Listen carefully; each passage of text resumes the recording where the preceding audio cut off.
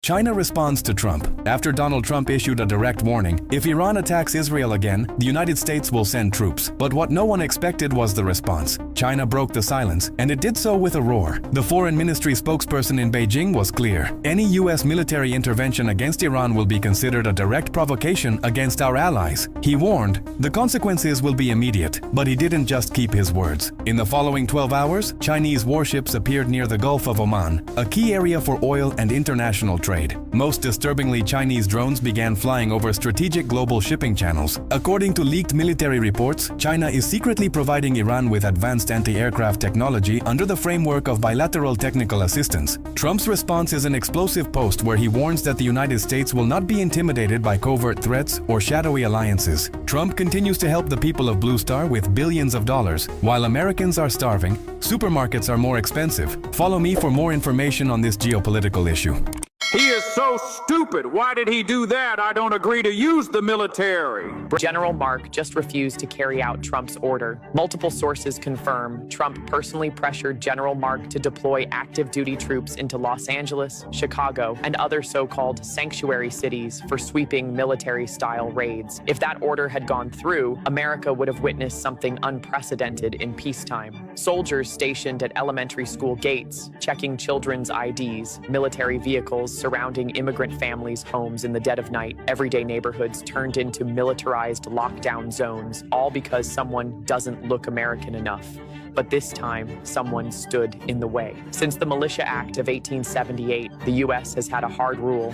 The military cannot be used against its own people. This week, a general stood up and defended that line for all of us. Whatever your political views, one thing is clear. When soldiers refuse unlawful orders, they're not betraying their country. They're protecting all of us from being dragged into a war mindset. They are the last line of defense for American democracy. When a president tries to overstep, does the military have a duty to say no? If that day ever comes, do you want our soldiers to obey unchecked power or to defend democracy itself? Comment below, because what happens next defines what kind of country we really are. Trump is a traitor. He's betrayed this country. He's betrayed our government, and he's betrayed our people. He's betrayed our allies. He's sold us out. He's a criminal. Get him out now. Grow a spine, Congress. Massive protests are sweeping across the US in a movement called Hands Off. And it's all aimed at Donald Trump's latest tariffs and tough policies. Trump's slapping on huge import taxes, some as high as 54% on Chinese goods, and UK exports could be next in the firing line. Experts say this could trigger a global economic ripple, even a recession. But it's not just about trade. Protesters are calling out what they see as a dangerous slide toward authoritarianism. One powerful moment, an activist shouted, "I'm undocumented, unafraid, and unashamed." Meanwhile, UK Prime Minister Keir Starmer isn't staying silent. He's openly against tariffs, and that's setting the stage for possible tension with Washington. As the world watches, the question now is, should the UK push back harder? Youth making big strides all over Africa, man. Them deeds push him far and wide. Far and wide, and that's good. Long time you don't hear a youth rise up like that. You know, the days them have the youth them, it give you Patrice Lumumba, Jomo Kenyatta, Kwame Nkrumah. You know, all of these people rise up from them time there and make them mark. But this youth, this time, is a phenomenon. Because most of the youth, them right now, them not interested in changing things. Them want to stay in the rut and stay as though them come sittings instead of tangle the wheel. Flip-flopping is not something that we should give credence to. And it's woolly for youth, even in Jamaica, them last, man. Glad to see a youth come wake it up, yes. You see things are eat up everywhere. everywhere to eat up, all over the world. See, the Arabs don't want to help the Palestinians cross the border. I don't know why, and them say we are going. The Israeli them start a next war with the Iranian them. Yeah, them start a next war. Them kill off some of the big man them down there. And I beg Donald Trump for drop the big, how much 1,000-pound ton bomb, which part them supposed to have the build the weapon of mass destruction. Hey, you remember where them do with Saddam, saying they have weapons of mass destruction, and them invade Iraq. Whole heap of people, thousands of people dead, including American. Only if you realize the man never have no weapons of mass destruction. I wonder if it's the same thing I go reach them. Because the Israeli them are beg Donald Trump for coming out of the war, which he mean they are ready. So we're going to see what happen, you know. Because, may I tell you, the Iranians, them, it's not like the Iranians how much years ago when them did a fight Iraq. Yes, it's not the same Iranian, you know. So, if you watch what them are do, because we don't want it spread over here, so, you know. Yeah, if you don't mind sharp, it spread over here, so, too. Things that are way for spreading, especially when it's a bad thing. When it's a bad thing. Yeah. So here we know, Debbie the Fire. We're going to play Debbie the Fire. Here we go. Debbie the Fire coming through. Where there's love, there's life.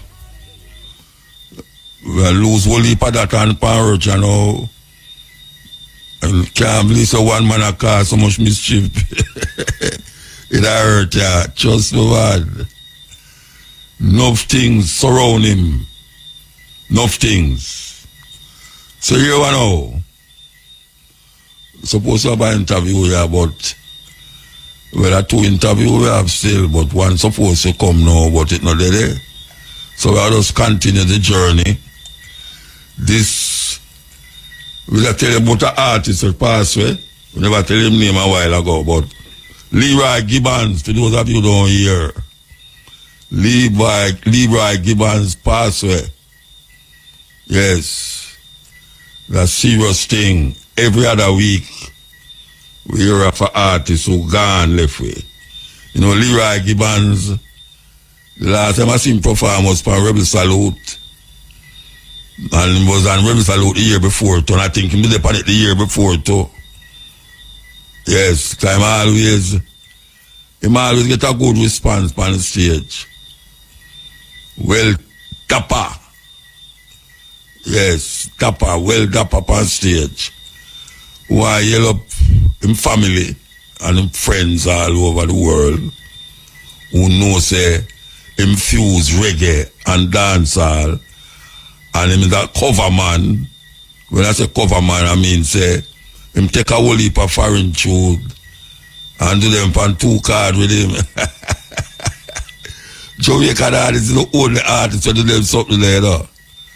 We take foreign tune where have whole heap of this and whole heap of that music in there. And them sing it on a 2 card with him. Yes. And Mr. Gibbons was one of them who, anytime you hear him, man, most of the tune them when him sing a cover version. Most of the tune them. And it's really amazing to know, say, Jamaican people can do that. Any tune where you get Jamaican to sing, which, whether it's a serious soul song, a disco song, any song where you get Jamaican to sing, and give them 2 cards. They just show it by the 2 cards, say, yeah, look here. And they must sing, you know who good with that too? Oh gosh, I still get him name, but Jamaican artists do that. Foreigners can't do it. Because they don't know how to twist them voice. They don't know how to twist them voice. Yes, Sanchez. I don't see my Bible name. Sanchez. Sanchez have the art of twisting foreign tune, man, and make it sound like a female. Yeah, and this bridging here, me I tell you, him not easy. Like all that tune, you know, that tune, when him sing that tune, I would one go to feast a film tune. How the tune come up? Hey, where you deal with tune? Okay, here goes. Yeah, the man Leroy Gibbons pass away. Give thanks to science and technology, where these voices can be heard hundreds of years after. Yeah, man. Whether it depend vinyl, whether it depend jump drive, or a little more, anything where them go discover and do for preserve music, depend all them tunes are going to get preserved upon it. Yeah, man. Leroy Gibbons. Our little tribute to the man called Leroy Gibbons. So, we have an interview with our sister who I'm going to say 30 odd years now she had do a festival in Canada. When no people from Jamaica go up there, go do them thing. And it's not just music. It involves a whole heap of things. So we're going to make you tell you about it. Why yell up? Yell up. I catch you though, I catch you. Muta. Hey, them are calling you now answer your phone, you know. You go forget to lift, you know. No, I'm answer the phone, man. When you answer it? Today? Today, yes. She said a long time she called you, you know, answer. No, man. 2 times she called me, man said 2. She called me 3 times, man said 2 times. Then the first time you never answer then. The first time, it was my answer the second and third time. Anyway, I'm here now. Yeah, man. Give thanks, man. All right. So, we could ask you now, how much years you had to this thing, yeah? Or tell me. All right. So, here's the thing. Rastafest is 32 years old. Wow. My son production is 45 years old. However, the Rasta activity in Toronto that I've been involved with from 1977. So you're talking more than 45 years. No, I'm telling you, say your name, Masani, you know. Sorry if you don't remember your name. Not remember your name, but call your name. Masani, yes. The sister named Masani we are talking to. Yes. Right. Yeah, so it's 30 odd years. 32 years Rastafest, 45 years Masani production, but from 1977. Really from 1977 we had the Rasta work, and that's because from 1975, when Bob Marley came to Toronto, you know, Rasta, a handful of Rastas went through a lot of persecution. Oh, yeah?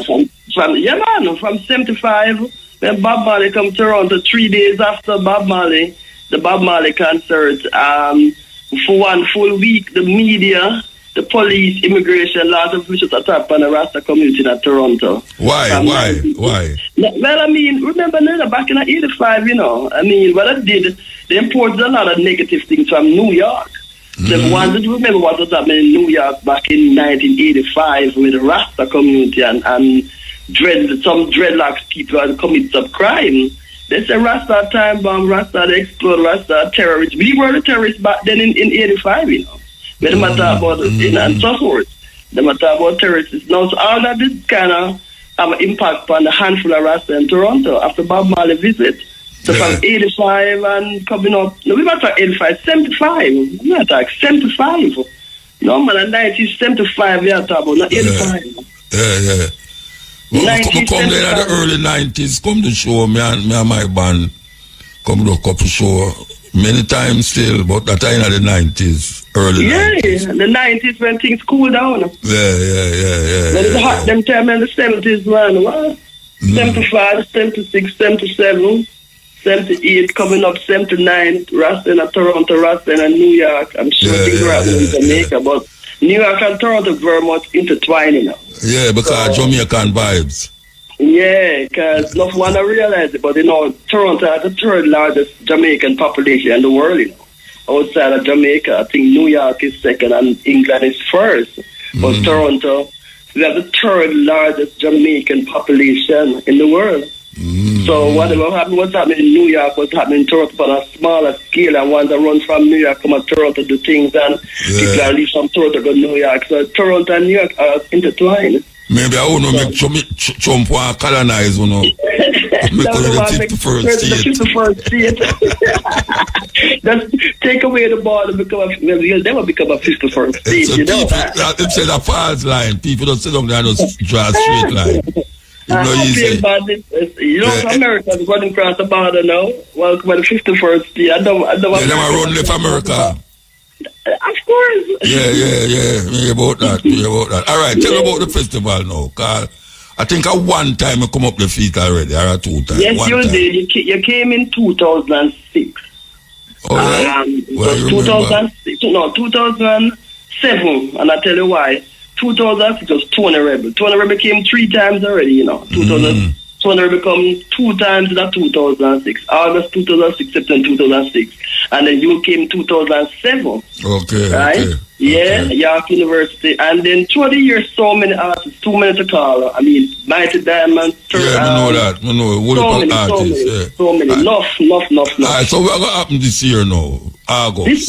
So this year now, what is it now? It's a 5-day celebration. So it's a revisit of the 82 conference, 83 conference, 84 conference, and then the Rasta Fest itself. So in 1982 was the first international Rasta conference. In 1983, the second international conference was held in Jamaica. In 84, we have Voice Autonomous, Bongo Water, Ras Island, Ras Ayentan in 84 at York University. So what we're doing, we're revisiting those early gathering of Rastas. Enough one talk about the RITA conference and forget that before the RIT in 82 was in 82 in Toronto. So we have the conference August 13 and 14 at York University, and then the festival is August 15, 16, and 17. So it's 5 days. And why we do the conference and the festival? Because enough one come a Rasta Fest enjoy it as a concert. However, they don't know about Rasta. So we have make sure they have the educational component. Yeah, not just a reggae festival. Yeah, and I'm trying to get away from it being a reggae fest. We have good shows, I must say. We have good concerts. Yeah. Last year was Leroy Sibbles and all that. And we have a good concert, but I'm trying to move away from it being a reggae concert. When you hear Rasta Fest, I mean, you come experience Rasta culture. Yeah. You want to learn more the liberty, the culture, the history. So the first 2 days, educate them through, information and the conference at York University, and it's been hosted by CERLAC. And when I mentioned CERLAC now, CERLAC is the Center for Latin American Caribbean Studies. It's a research center at the university. And then the 3 days now at Little Jamaica. Now, Little Jamaica is very important in Utah because here's what's happening now. They gentrified in the 70s. Jamaicans used to have an area called Eglinton. Now it's been gentrified. They have knocked down buildings, build up condos, bringing subways, black people are getting moved out. Like Harlem and Bronx. And Brixton in Ireland. Yeah. So Little Jamaica, so the area that we are keeping the festival is called Little Jamaica. Studio M, my business is in Little Jamaica. I'm also on the director for the area in that Little Jamaica because you see, the subway going to open in September. Condos are being built up. You're talking millions of people moving in because, of course, where there's a subway, there's money. But what about the black people them in the 70s who have built the Jamaicans who built that area? So that's why it's called Little Jamaica, The area is actually called about it. Yeah. So that's where the festival is going to be for 3 days. Okay. So the 2 days we have the reasoning. In the night time we have the reason in the black community in Little Jamaica. So it's a day and night program. And then the when you say the reasoning, what do you mean? When you say the reason? Well, you see, the conference at York University is going to attract a lot of students and academics. However, the community now, we want to make sure that the community also has access to that reasoning, that information, that knowledge. Okay. So that session I'm going to be in the Little Jamaica community. Okay. I'm going to say reasoning, like a gathering, and so forth. Because again, remember now, we still have to work with the black community in Little Jamaica, which may not be at the conference in the daytime at York University. That's what I'm saying, community reasoning. So it's a gathering of reason and information, and also a Rasta exhibition. So we're going to have things about the Rasta culture on it throughout the 5 days. to educate ones about it. Again, remember now I try to move away from it being a reggae concert. Reggae concert, yeah. All right, let me ask you something. Because I must say, the brethren, who you have a look about them visa thing there, may I tell you, man, the man come like a computer, man. Look, the man efficient till him can't efficient no more, man. Just all right, so you know, so much people you carry go up there? Well, we have different relationship with different ones, as you know, in Jamaica. Yeah. When it comes to women, I'm talking Rastafari. So Rastafari Indigenous Village. Yeah. Rastafari Indigenous Village are first man. So about 5 ones from Rasta Village. First man and Virgin them. But we have a cultural exchange program between Rasta Indigenous Village and Rasta Fest. Okay. So I mean, for a long time, about 10, 12 years, we have been having man. So they're overdue, They should have been here coming up like 5 years ago. They got them so much time there. So they're really overdue for visit. So and we also the things at Rasta Village too. Last month, for example, we brought artists from Toronto to Rasta Village. So we have that cultural exchange program between Rasta Village and Rasta Fest. So that group is coming up. Michael Barnett, of course, is coming up. Imani Tafari, and the list goes on. Ras Kwazi, and Mother Moses, and so forth. And she tell me, the other night we come from Junior Biles thing, and she tell me, she come up the toe. Yeah. Well, Mother Moses is no stranger to Rasta Fest. She has been here I know. She's not stranger to nothing at all. She's not stranger to nobody, nothing. Yes. Yeah, but apart from that, though, you're supposed to know we kind of belong to the same organization, Emperor Zion. So the Emperor Zion organization has been around for 20 years. Yeah. Yes, and I'm part of it, and Mother Moses is part of it too. So, yes, we have a relationship that way too, through the organization. Okay. So quite a few ones coming up. We're working with the Rasta community in Toronto. Of course, Rasta Fest is not for the people who look like Rasta. When I say look like Rasta, now when them say, well, if you have locks, it's a roots and culture festival. So everyone come to Rasta Fest. Muslim, Christian, Jew, everybody come to Rasta Fest. It's a roots and culture festival. Because one's about the Rasta culture kind of thing. Okay. And I must say, though, Muta, in the 32 years we have had a fest, we have never hired police to come to the festival. Never. You know why? Because we use the music as our security. Okay. We don't do the dance, we don't do the slapness, we don't do none of that. We don't do certain I think you do that, man. I rat off his name. No, but yeah, some dreadlocks people who that them things that too. But the title of the festival, Rasta Festival, it can't have where you tell me say you don't have. It obviously have that. And that's why certain dreadlock artists would never be hired for Rasta Fest. They will not be hired. I mean, to be on the festival is very exclusive. We're very exclusive at the whole book, yeah. But it's a good look this year, 5 days. A lot of ones coming up for it. We really want to make sure that after 32 years, it become a more Rasta Fest as opposed to a reggae concert kind of thing. So the reason going to be a big part of it, drum making, craft. I have to mention something. We're pushing the Rasta Fest marketplace because we do have a lucrative marketplace. So people who can't make it up, like craft artists who cannot make it up, can give art and their craft to ones who are coming up, and we'll sell it at the festival. When you leave? When I leave? No, not today. So today, when you leave? Listen to me. Tomorrow, this time I'm in Toronto. Which part you there? Right now, I'm in the Orchard. I want to get something to carry. I want to there. So why don't want to give it to me? No, because know that you talk about that and that. I say, right, I should have give you. Uchi, come back at town at all. I'm going to go take the plane. I'm flying from Mobile tomorrow morning. I was in Kingston yesterday. I was in Leonard Howard. Yeah. So you're not come back before that? Then?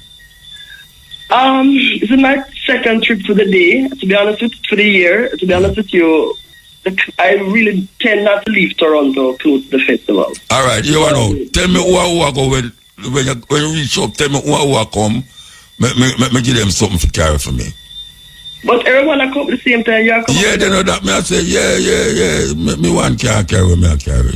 Well, reach out to first man. Reach First out man. to first man. I want 5-1 some Rasta village come to Rastakura.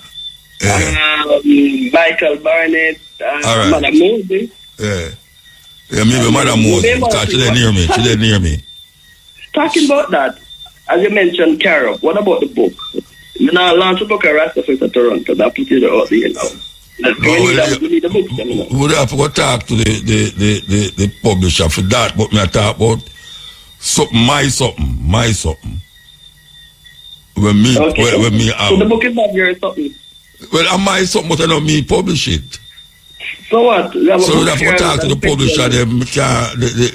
You see, them have a thing I go on with a book there because them can't get it print. If somebody up there order it, them can print it in a Canada same time and them get it. Okay, so print So on if- demand. Yeah, if somebody up there would have to go tell Ian Randall publish it. All right, so here what you do then. Send me the information. We'll contact them because we definitely from the book at the university as well as the festival. That's not a problem. Yeah, I think because we it's have a good big that- launch up a Rotterdam, you know. Big launch at Rotterdam. So you know what? A big large Rasta Fest at Toronto. Yeah, but me not say no. When me I tell you, say the person who have it at Rotterdam or the people them who actually write it. Okay. See, it's the University of Austria. Some student at University of Austria they put it together with a professor. So that is why it get in a Rotterdam.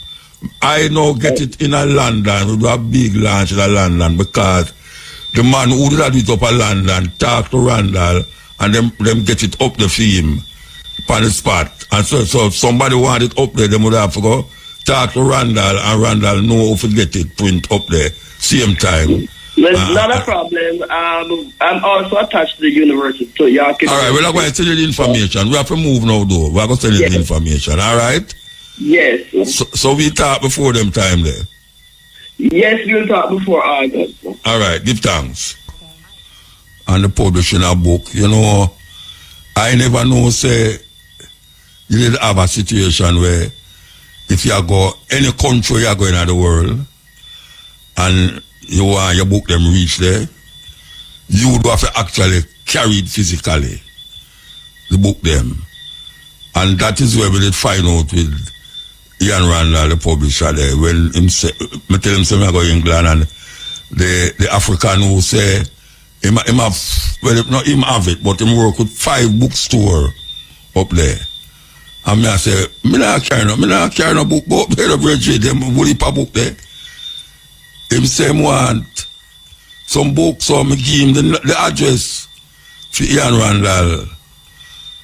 And when me reach up there, him say him get the book there. Me say, oh, you get the book. Him say, you know, the amount where you want, you get it up there. When me go to the man, say me about 200 of the book them, you know. Me I say, then there's so much book you take, man.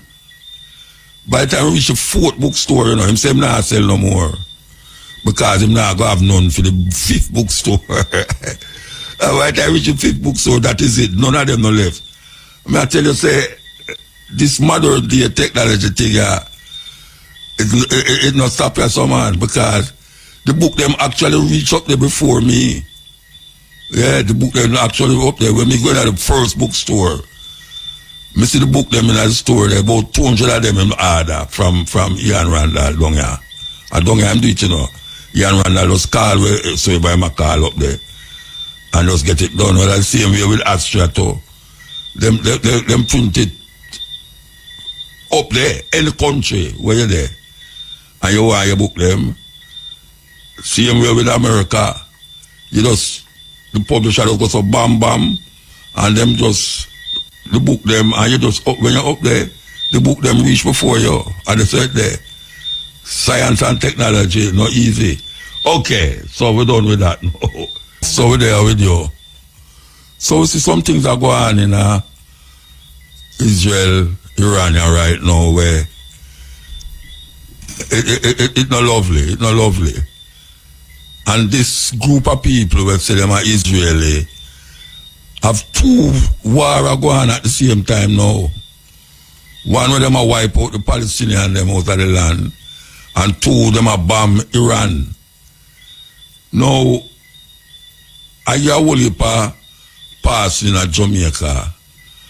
I tell Jamaican black people who don't know better, say the people them in Israel and make way for the return of Jesus.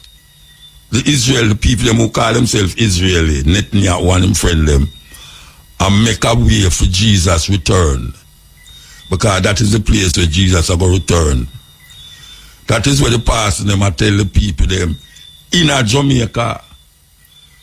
Now, if you know the history of those people, you'll have never say that. Because, especially when you go, watch a man, me and Tony, I go through the airport, man. Why you love Tony Rebel, you know? Me and Tony Rebel, I go through the airport. Everybody in the airport will say them are Israeli. You know which part them come from? Russia and Germany. Just like how most of the white people them will start out a kill off the Native American them on Turkey Island. Irish people a runway from whatsoever that take place in England and all these places and come and go in England.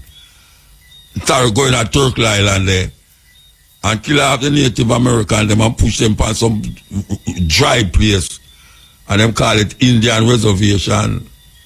Now for those of you who read the Bible, no, say Israel in the Bible is a man named Israel. It's a man named Israel. And his name was Jacob, according to the Bible. Before that, he was called Jacob. And Jacob have 12 sons and 1 daughter. And Israel, who was called Jacob, traveling, and the angel of the Lord come to Jacob. And he fought with the angel. This is what's going on now in the Bible. He have a fight with the angel. And when him done fight with the angel, guess what? Him win the fight. The Bible says him fight with the Lord, you know. Him fight with the Lord, that the Bible say, at least the one where me read, say, him fight with the Lord. And him overcome. And him all get a blessing now, him say, him name Jacob, and the Lord say, from that day on, you have fought and overcome, so you shall be called Israel. Israel is a man. Israel had 12 sons and 1 daughter. And out of those 12 sons come the 12 tribes of Israel. The 12, them never give the woman no stand in the night. Never give the woman no stand. She named Dinah, according to the Bible. So she have 12 sons. It's not she. I mean, Israel have 12 sons.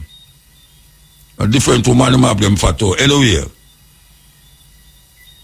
Israel start out as a man, and McKay have 12 sons, and the 12 sons them disperse all over that part of the world. Him now become at Israel. The tribe of Israel is the sons of Israel. The sons of Israel is the tribe of Israel. The son, Jacob, turned Israel. Israel have 12 sons. And out of that dynasty of sons come the Israelites. Meaning say it's the sons of Israel. The man, Jacob. Now, as it go down, it starts to become now a place. It become a place. The land of Israel. You see, when the Bible talk about the land flowing with milk and honey, it was the land of the Canaanites. God, according to the Bible, God sent the people them to take over the land. Kill all the people them going there and take them land. That is the promised land. According to where them I say. The promised land is the land of the Canaanites, the land flowing with milk and honey. So they move out the land, the people them off of the land of Canaan, and take over the land. And say, God give them the land there. Follow the story, you know, because if you don't believe me, go ask your pastor what I talk about, or go into the Bible for yourself and read it. So this man, when named Israel, become the representative of a nation of people called the Israelites. The Israelites. Not Israeli. The Israelites. The people them who was supposed to have been the Israelites is not the same people them were in Israel now. Non-apologetically we have said that. Them is not them. These people is people who did live in a Russia and Germany, and after the World War, them start to make place for move, because I remember the Russian them, and millions of Russians dead in the Second World War, you know. Millions. I mean, millions, when I say millions, I talk about like maybe 15 million, 20 million Russian dead. And the German them. So them also move and wanted to move out of that area. And England, they make us deal with them and say, all right, a little piece of land down at that place, down the so, you know, where them call it Palestine. You know where we do? We will give a piece of land there for second and build up yourself. In 1948, them get the land. But people that depend on the land, people that depend on the land when them go there, these people them call them the Palestinians.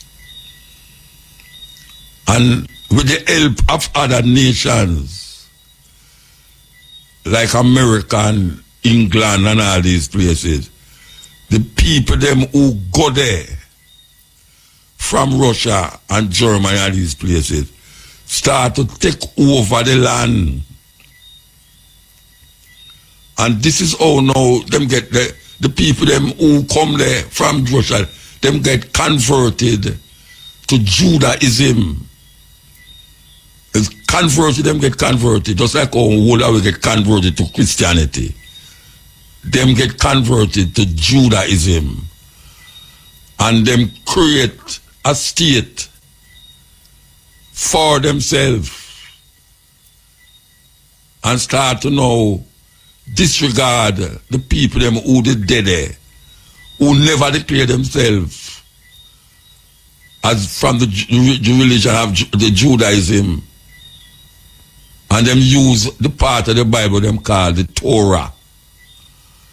T-O-R-A-H, I think they spell it Torah. From Genesis to Malachi. From Genesis to Malachi is the where we call the Old Testament. Them call it the Torah. And that is the book where them use, because them not believe in Jesus. From Matthew to Revelation, them do another part there. Them use the part from Genesis to Malachi. So, why we have said this? Because of where we are going now, and we know say over the years we have said this many times before. In the 90s and in the 2000s we have said this story many times before. They take over the land, and with the help of other so-called nations, especially America and England, them start to move the people them who they did there off of the land. And because them have might and power to back them become the sole and I got source, the sole people them who the land is designated to by some other invaders who call themselves England. Listen to this.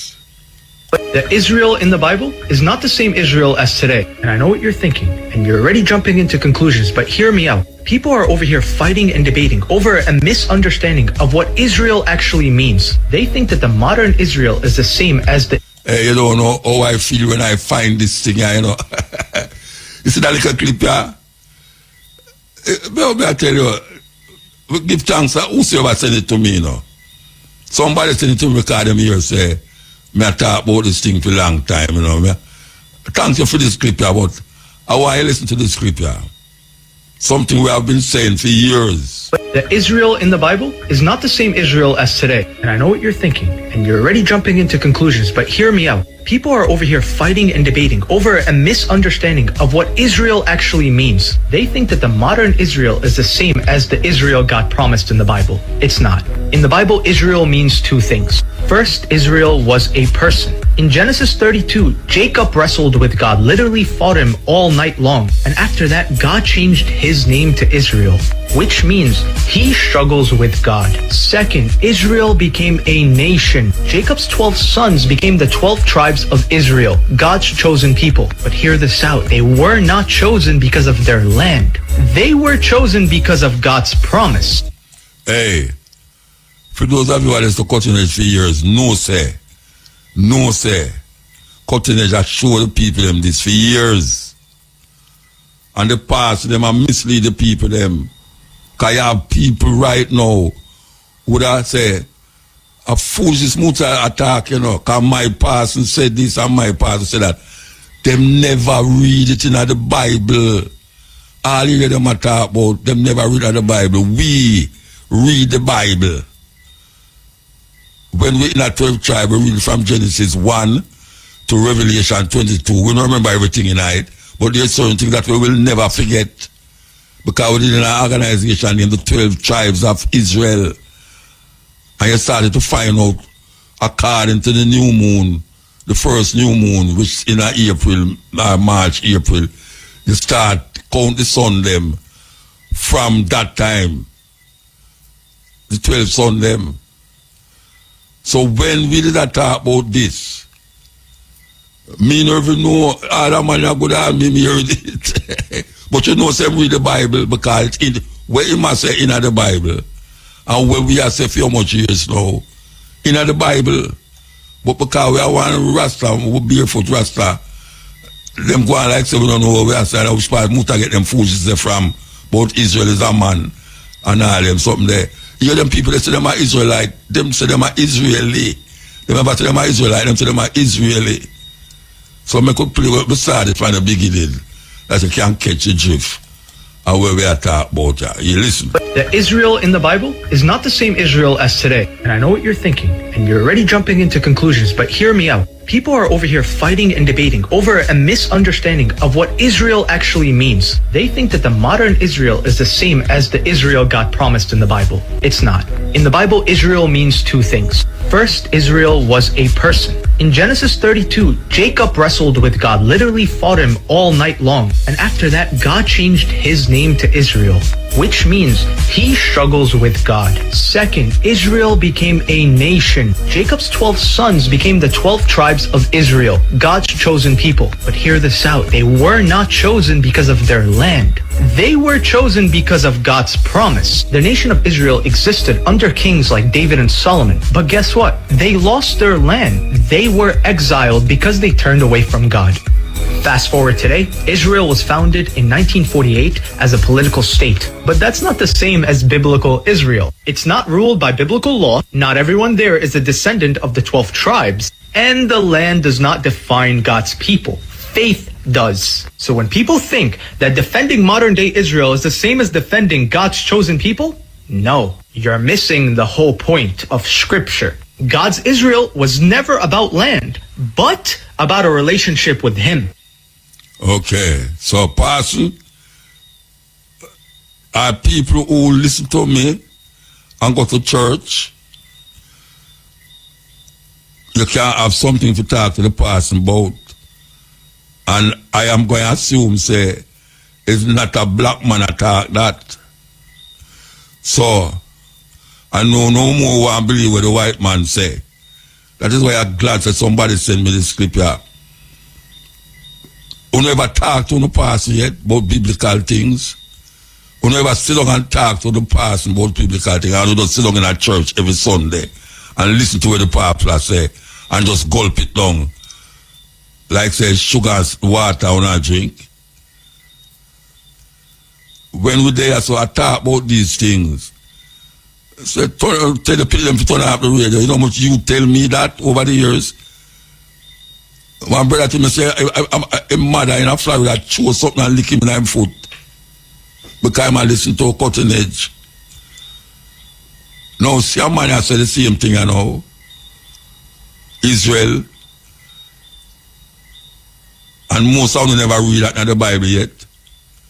So we're going to play something else too. We're going to play something else for disturb. You know. And me and Ian Bowen used to have many reasoning. Many reasoning. All on TV. I think I come from Ian Bowen program more than any other pastor. I mean, no pastor. Party program. Yes. All right, so here's the next one. Listen to that one now. All right, line up. Here we go. The Gospels of the New Testament don't claim to be written by eyewitnesses, and in fact, they were not written by eyewitnesses. The Gospel writers were living 40 to 50 to 60 years after Jesus died. They wrote the Gospels in Greek. Jesus' language was Aramaic. These Gospel writers were living in a different country. Decades later, where did they get their information from? They were not the followers of Jesus. They don't claim to be followers of Jesus, the disciples. They're written by later people, decades later, in a different language. Where did they get their information from? They heard stories about Jesus that had been in circulation year after year after year, decade after decade, down to the time that the gospel writers living in a different country, speaking a different language, heard the stories. What happens to oral stories when they are transmitted orally? They change. The gospel writers have discrepancies among themselves because the stories that were told and retold were changed over time, and the gospel writers themselves sometimes changed the stories. That's why there are discrepancies. That's why scholars might be able to tell you generally what Jesus was about. They can list 8 things that Jesus did, but they can't tell you the details and agree. Why can't scholars agree? Because there are so many discrepancies that the Gospels are not reliable. Okay. So that is one of the things that we get knocked for on this program for years. Who was Matthew, Mark, Luke, and John? As a matter of fact, according to the same theologians, the books of Paul was written before Matthew, Luke, and John. Matthew, Mark, Luke, and John. Paul Gospel, Paul writing was written before the 4 first book of the First Testament, the New Testament. And him never say God there, Jesus said. Him don't know Jesus. Can you imagine this? How many know him don't know Jesus? Because him same one said, him never know the man who them call Jesus. Him hear about him. And he must travel on his way to Damascus.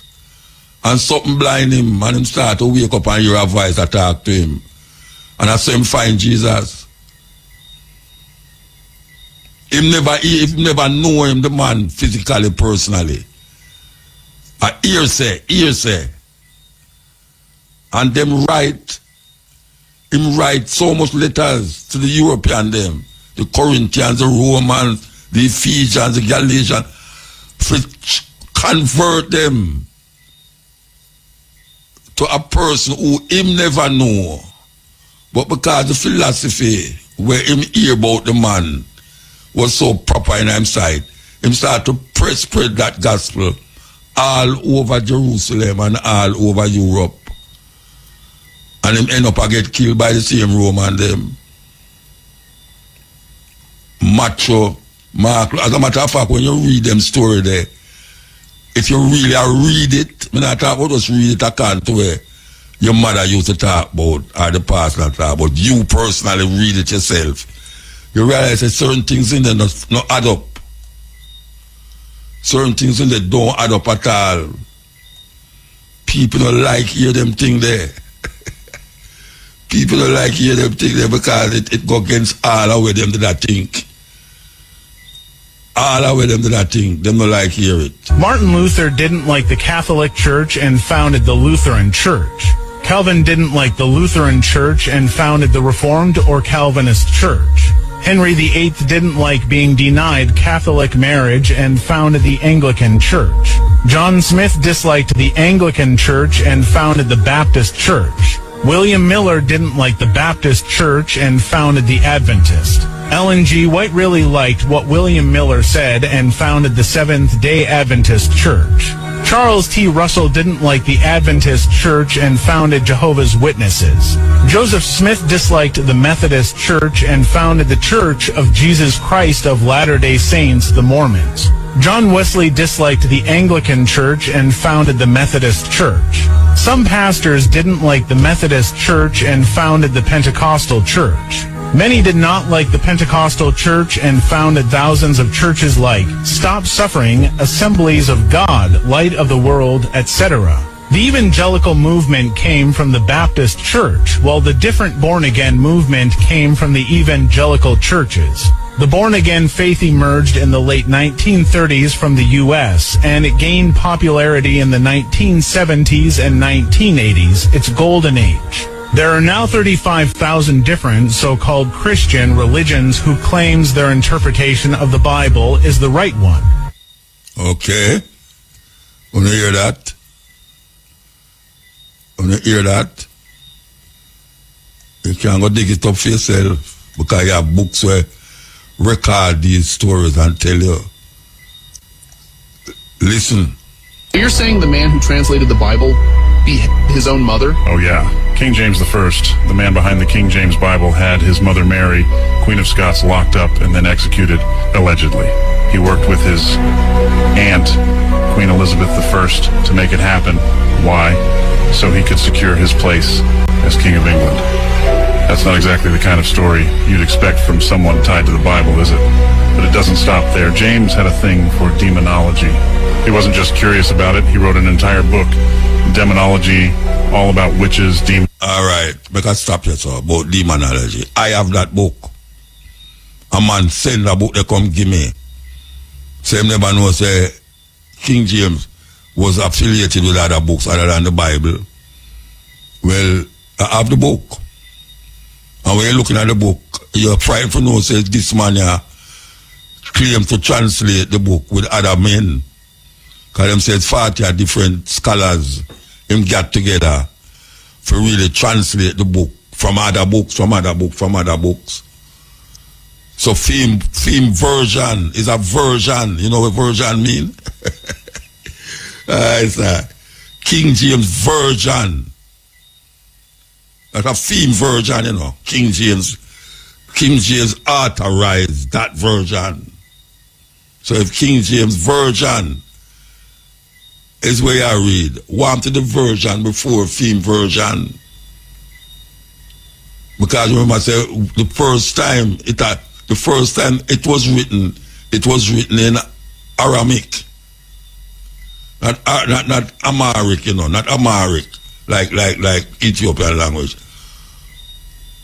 A different language when used to talk in Jerusalem. Now remember, I say never have no. I could come back with it. At 12 o'clock. The demonology book where King James put out. A film thinking in another book there. Film thinking. I don't know if it's online, but maybe you can find it online too. As a matter of fact, maybe they have about an audio book too. Yes, that is how science and technology to go now. You just go up on YouTube and just look for Demonology by King James. I mean, we can listen it. It's not a joke thing. Because a whole heap of the things them, they're right in front of you, you know. But because we don't have a thinking in our head before, it's very difficult to remove them thinking there when reality come liquid now. A man prefer hold on upon him whole time religious beliefs and don't recognize you have to your brains, human brains don't function in a static, not static. It's not static. And I have to mention Ian Bowen. I'm a brethren, and him have me as a brethren too. You know how much time I walk on the road, and people say, you know, say, Ian Bowen talk about you every day in I'm church. I say, what about talk about me, say? If I say, why, Buta is not a fool, you know. That is why it called with him big Reverend Chisholm. And then when the program done behind the screen, him attack, him begs with Chisholm. Because I think that Chisholm did not lay me dead. With the conversation where we have on the radio. And more than 2 times, me and Chisholm clash up. Not to mention others where we depend. That it become a thing with him. Because him sit down and say, any night I'll know. If me call him right now, I'm yard. Him sit down and listen to cutting edge. And them invite me up at the theological college, and when me I talk, them I say, but that is what we learn in the theological college. So they say, them I learn something in the theological college where the pastor now tell you in a church. Them I learn something up at theological college where the pastor not telling you in church. But because some of them afraid to use them brains, them come out back with the same argument where them did have before them going there. And we never go to theological college. We never go to university. But over a period of time, we were so caught up into understanding where we are getting ourselves in as Rasta that we really want to find out what is it, what is this thing, this Bible story and all these things. So I could go back with King James. You're saying the man who translated the Bible beheaded his own mother? Oh yeah. King James I, the man behind the King James Bible, had his mother Mary, Queen of Scots, locked up and then executed, allegedly. He worked with his aunt, Queen Elizabeth I, to make it happen. Why? So he could secure his place as King of England. That's not exactly the kind of story you'd expect from someone tied to the Bible, is it? But it doesn't stop there. James had a thing for demonology. He wasn't just curious about it, he wrote an entire book, Demonology, all about witches, demons, and their nasty tricks. And this is the same guy who decided, hey, I should translate the Bible for everyone. And then there's his personal life. Rumors say he had questionable relationships with men, including his cousin, and he wasn't exactly known for being morally upright. Yet this is the man people trust for one of the most influential versions of the Bible. Do you see the problem here? Now let's talk about the translation itself. King James didn't write the Bible, but he commissioned it to solve political and religious problems in his kingdom. It wasn't just about faith, it was about control. He needed a version of the Bible that supported his rule and brought peace to a divided nation. That's the agenda nobody talks about. Nobody talk about it. Why did he translate the book? Was it because of, wanting people to go closer to God or really accept Jesus Christ as their personal savior? No, it wasn't that. It's control. Control. And what better control you can say than the control it have over black people? What more control it have more than where black people get controlled by it? This invisible God where most people talk about. Anything happen, whether it's bad or it's good. Well, bad man. You know, say even the devil know God and fear him. Well, it's the same thing. Bad man a Bible a read and a quote Bible and all everywhere there. A terrible thing. Terrible thing. There is something that is missing from the minds of the people them, and that is critically thinking about what we thought we know as reality or as real. Critically thinking. We don't want to critically think about nothing, especially the religion, because 500 years of degradation from black people, 500 years of blood, sweat and tears coming across the Atlantic Ocean and wipe out a generations on top of generations of people. And then we come here so and then give away a book. And that book is supposed to save we from them. And I keep repeating what Sizzler say. I wonder if Sizzler remember saying sing that tune now. The white God cannot save you from white man oppression. Because if the God where you was praying to was the right God, how could he make you be into this madness for 500 years? And the people them who put you in it, when you look on them are prosper. And if you want to prosper like them, sometimes you have to turn criminal. We never use good things where them as ever used to do. We never own. Boy, I'm glad that people are just to consider, you know, trust me. Because all the things that we do and bring out, we can put a different voice to it now and people know say. But somebody else that say it. Listen to this. I've never owned anyone. My neighbors, as far as I know, have never been owned by anyone. But the people who say we don't owe any reparations for the Civil War are ignoring something really huge. Or maybe they just don't know. Some people already got reparations. White people. White enslavers were paid for losing their human property. The actual people who were raped, tortured, whipped, and sold, and worse, were promised land to get a fresh start after the war, but they got nothing.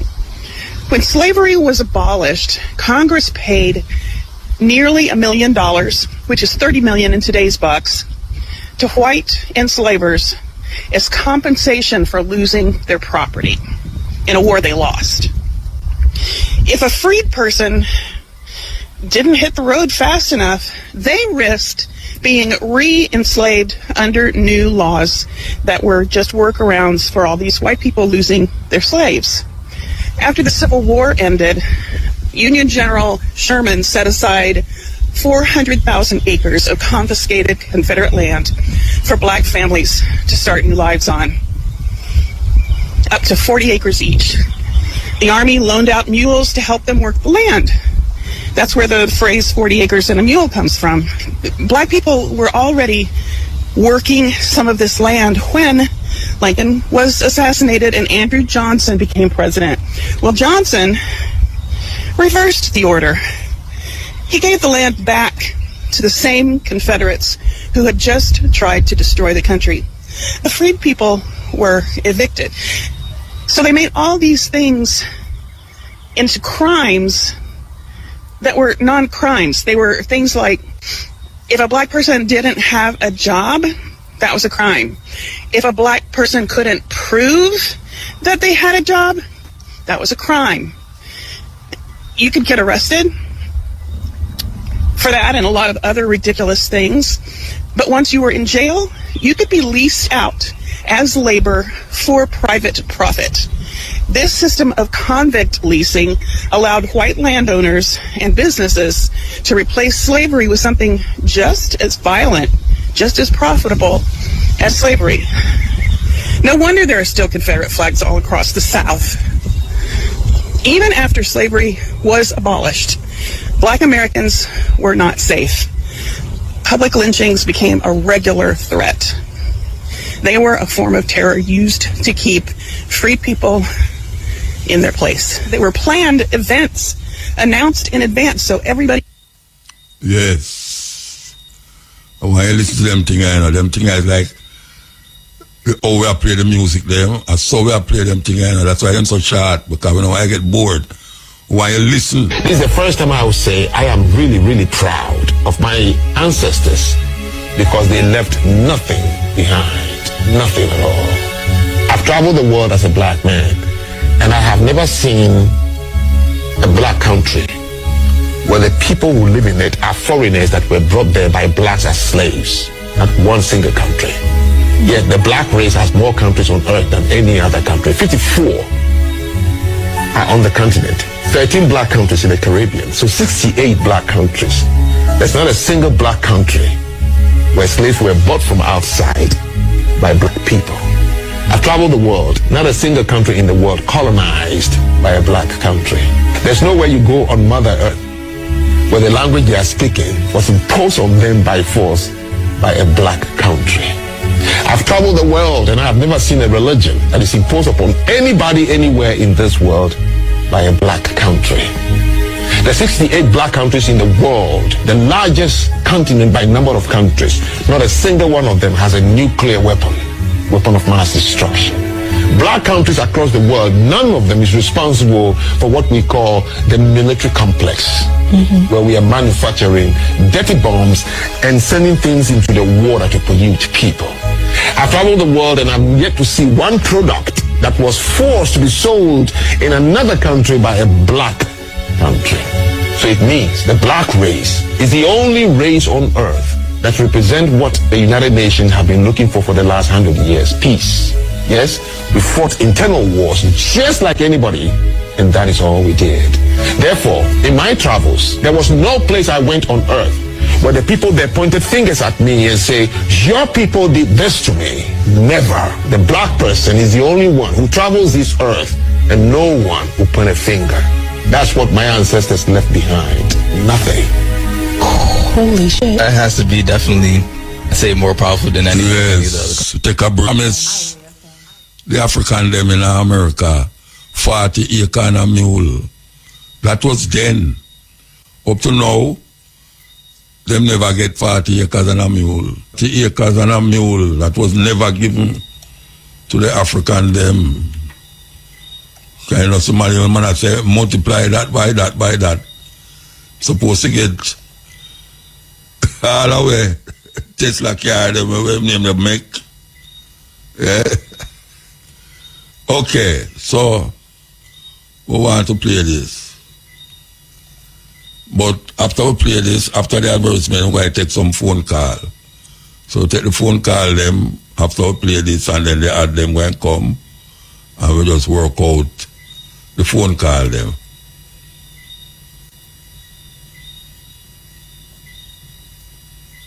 FM really rocking, you know?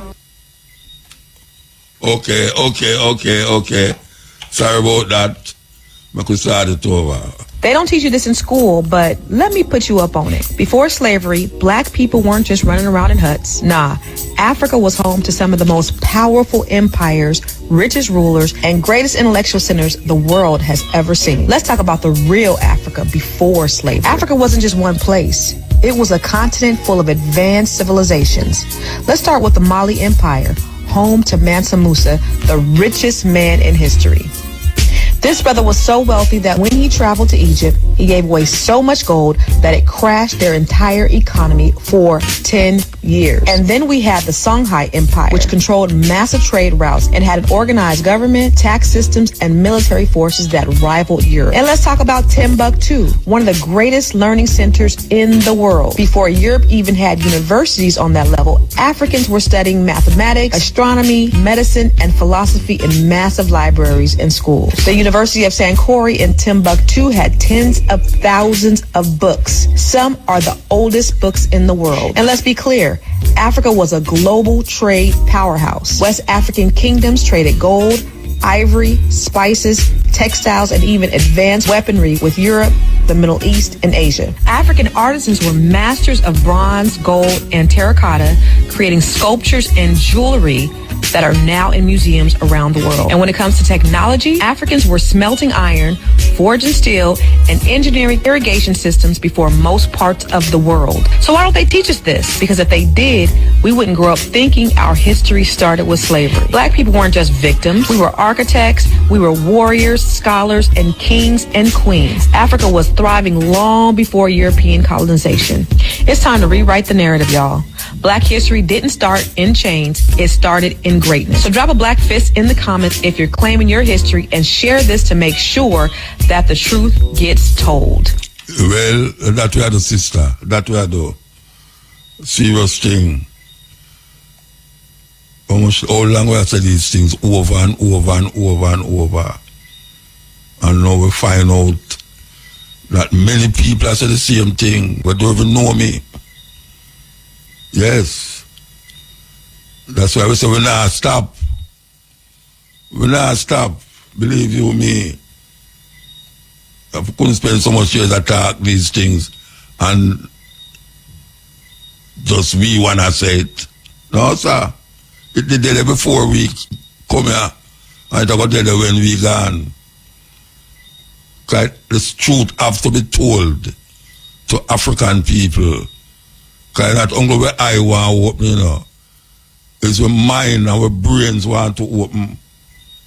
Them take out all of the fullness out of our head and put garbage in there.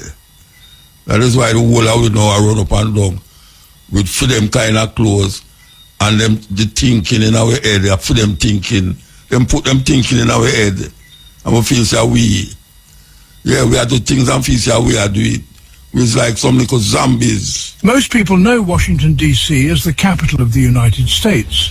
But what they don't know is that the city was partly designed by a black man, a self-taught genius, named Benjamin Banneker. Born in 1731 to a free black woman and an enslaved black man. Hey, a Black History Month, every month on that program, you know. Should I know that by now, you know, a Black History Month, every month on that program. We don't wait till a certain month to declare that. Most people know Washington, D.C. as the capital of the United States. But what they don't know is that the city was partly designed by a black man, a self-taught genius, named Benjamin Banneker. Born in 1731 to a free black woman and an enslaved black man, Banneker had almost no formal education.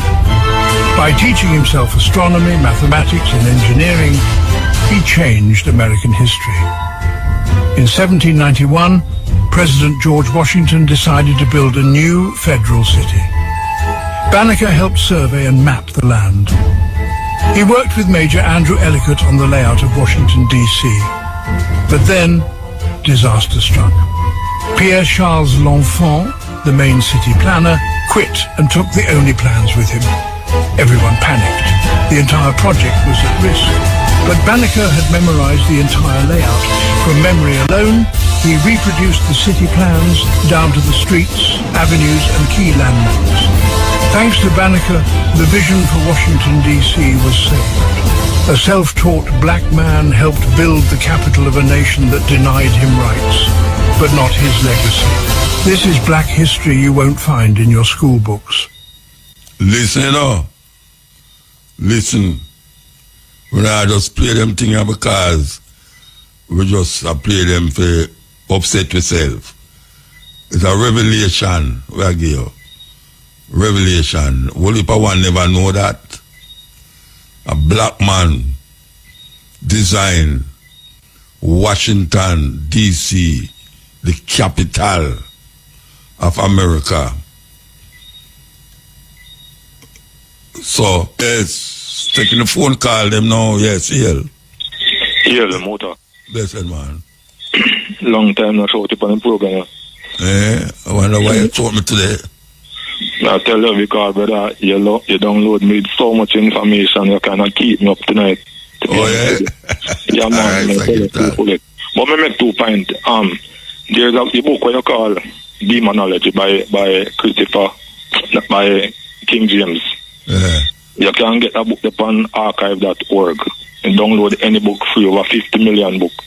Okay. You can download them free and get Marcus Garvey Philosophy and Opinion. Yeah, well, tell the people them louder than that. Make them hear. Yeah, people, and Mein Kampf by Adolf Hitler. You read a book there with King James book, Mein Kampf by Adolf Hitler. But what me don't want to talk about that. There's also a book called The Negroes Christian. No, hold on, man. You go too fast. You go get to talk. You don't have to roast them out. All right, sir. Tell the people them which part them can get the demonology book when we just talk about. Yeah, you can get free on the internet, archive.org. Archive.org. You have over 50 million free books can download. Audio books also. They share so much information. All right. So yeah, but you know, I want you know this motor. You know that no Jew and no Muslim not believe in a God. Well, them not say God, them say Allah.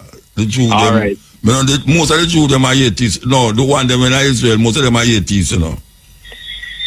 Yeah, not only that, because through their history, you know, remember, you know, God is a European country. God have one son, sit down on his right hand, you know. No Jew or Muslim believe that God have a son, you know.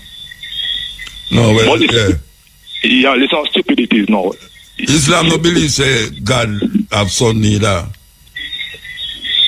Yeah, for real. But them accept Jesus, but them believe in a Jesus. Yeah, right. They understand who Jesus was, according to their history.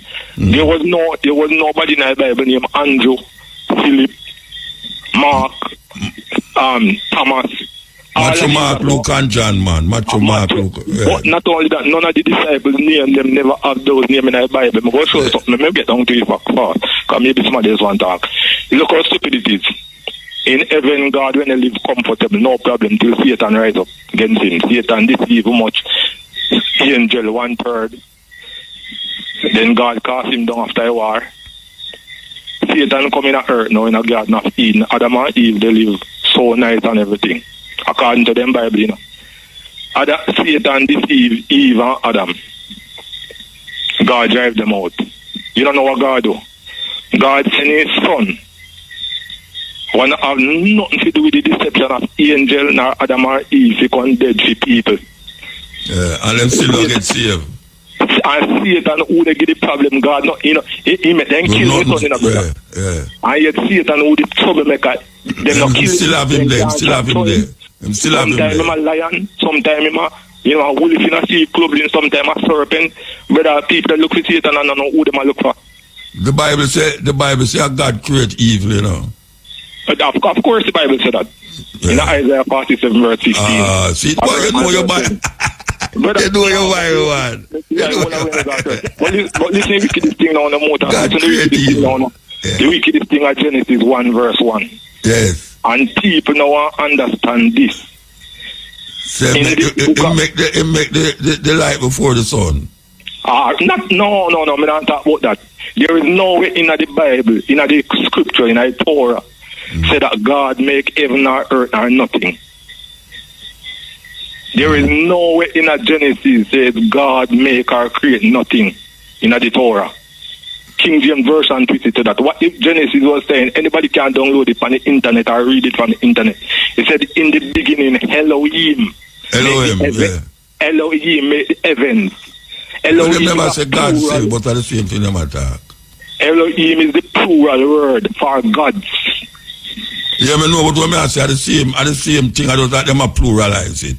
No, but listen to me. Because I don't use the word God. Because I don't really use the word God. No, but let me remember what if I. So you see in Genesis 1 verse 26, here the gods they talk now. Come let us make man. Make man in our own image. All right. You see after Adam and Eve, here the gods they talk. The man have sinned and become as one as us. Them knowing good and evil. All right. In Genesis 11, when they build the building figure heaven, here the gods they talk. Come let us go down to see the temple, the building that man is building. Yes. All right. There was another time when Israel. And then him run with and say him go there and go find a wife. All right, brother, may I tell you. And Genesis 4 say, and the sons of God saw that the daughters of men were fair. All right. The sons of God, capital God, yeah. But not only that, there's a war between Israel and Judah, you know, because they split up. So King Joseph and King Ahab, they got a war. So then send for some prophet and say, look here, make you a prophet, him say, if you go up. So then send on the sons of the prophet come and then say blah blah blah blah blah blah. Then say, we don't want to hear. You don't have nobody else so can bring out when I king say, yeah man, you know me have a man here, but he never thought nothing which part we want to hear. But man, it's alright, bring him come at me here, I say. So the man come out here, Micaiah or Micah. So he say, what you have to say about it? He say, boy, I don't go up in a car, God don't get it. The king say, you see it? Me tell you say now, got something. The man say, alright, listen what me see now. Me see heaven gather together and God in the middle. With all the hosts around him. And God began to ask them, say, who we going to send to deceive this king here? God put the tongue, the line tongue in the man. So what I'm saying, you go back right to Genesis 1. You understand me? Yeah, read the Bible, Richard. Yeah, read the Bible. God, Elohim. People don't understand that. Yeah, read the Bible, man. So God put a lie. Spirit. In the spirit of lie from God going on the man. You understand? Yeah. In the council. At 2 times him do it too, you know. 2 times I can't tell him, I must say I'm grand. And when him in the first part, Abraham. Right. Half sister, right. So tell him, say I know your sister. You understand? So now the best description of God in Daniel chapter 7. Verse 9 go down where they say God sit down the key ancient of days with long white hair. You understand me? And fire around him and angel around him and all these things. That are the description of the God of people worship, you know. And at the same time then twist and tell us the God is the creator. But look at this. In the Bible, God commit more murder, more genocide, more wicked and tell people even them. After 300 years when he came out of Egypt, God rise up King Saul and say, remember what Amalek do? Man, you go kill out all of them people, you know. Hey, brother, right now, me not see the reason why me should have done that. The Bible say God hates Saul. And then he call David and say, yo, man after my own heart, more you fit do what me say. And that's the God of black people take up now. So when you read the book that is called The Negroes Christianized, you can find a book online. I read the 17th page. In the book, it said that even though the Negroes should own nothing upon the face of the earth, they shall be giant heirs in heaven with God. So you know if you own nothing, black people, if you own nothing, we go on one place in Dumfries or Delphi, and big old ganja farm. Every 3 months shipment of ganja they go. Black people not own a farm. Black people not own more than a certain amount if they hold it with that. Oh, yeah, boss pan the man them, so Rasta. Yo, oh, yeah, boss pan the man them, so you tell us part of the plan. No, but you know, they're not private. See, one when they out of Westgate in a Montego Bay, they're more. Yeah, bad out this part of the man them, a plan. Let me tell you what I say to them. Yeah, police. Let me say to them, yeah, because guess what? We under a slave master rule and the slave master regime, we might have been controlled by them. So that's why you're boss pan the man them. Black people want to go to heaven, and at the same time, they not own nothing on the face of the earth. All right, sir. All right, give thanks here, Bridget. Oh, you mean bless up yourself and bless up the people. So your archive.org, you can get any book you want. Yeah, man. All right. Yeah. Thanks. Yeah. Mutabaruka. Yes, sir. Respect, I. Blessed, man. First time caller. Oh, what? Yeah, man. I call from overseas, you know. Which part you call overseas? Mary Maka, man. Mary Maka? That no Mary again, you know. The Mary boy. That be a Maka over here. That me I tell you. So what I say now? I'm just calling to big up there, you know, man. Okay. Because the work we are doing, trust me, I tell you. Them work here is invaluable. Yeah. Because I pity a program like this, you know, come on at hours like this. Because youths need to learn some of them something away. Yeah, them not learn it, man. Yeah, them not learn it, man. Watch out, you saw me just start that program, yeah? Me did wonder, because people say, them should have put you on at the day, man, but guess what? You know much youth all over the world when me travel go. When you see they are Jamaica and they are universities, you know. And so them used to listen to me when them do them homework up at university. When them have to put them phone on at the radio, sorry, the little transistor radio and the pillar and all them something there. So Me not worry about the time. Them are listening. You know, whosoever will make up, them are listening. That's true. Yeah. Because I want to say, I just saw it go, you know, one listen and the next one share, because even though with my youth, them, you know, a lot of the information where I pass on, especially when it come on to Garvey and them great people, and them something they may teach them, you know. And when we just start, you never have YouTube. Yeah. And now because every program we do, them tape. I really YouTube make me can listen back certain things. Yeah, that's it. So, one of the greatest interview when me catch from you was one with Dr. Ray Higgins. Okay, yeah, but when they bring him down, that interview there is like that changed my life. My whole life changed. Yeah, man. You know, because you see the fear when me used to have as a youth, I grew up under them Christendom vibration. And me I walk down and me I say something right about this. Oh, me feel so bad about God. When you say God love you, so me feel so bad, like me just afraid. Yeah, you're supposed to afraid. But me still afraid. Everything me I do. You know? And me I say, no man. And when me start listening to certain things and me go around certain Rasta people in my family, I say, no man. Easy man, schism man. There's a trickster and a hole. To try a hole on the dump. And me still never believe, because me I say no, so it could come like a Una try trick me. Me don't know who trick me. Who try trick me. If I'm a family or for that system, yeah. You know. But me give thanks to the eye, because the whole I get, I mean I listen to you and me do my research, as you always say, you know, don't take your word for it, do your research. But that program there, that interview there with Dr. Ray Higgins, yeah man, that program there. And the fact that him actually have talked about our great Marcus Garvey, you know, and how him all is, yo, you know, black people won't do. Yeah, man. The white man, you know.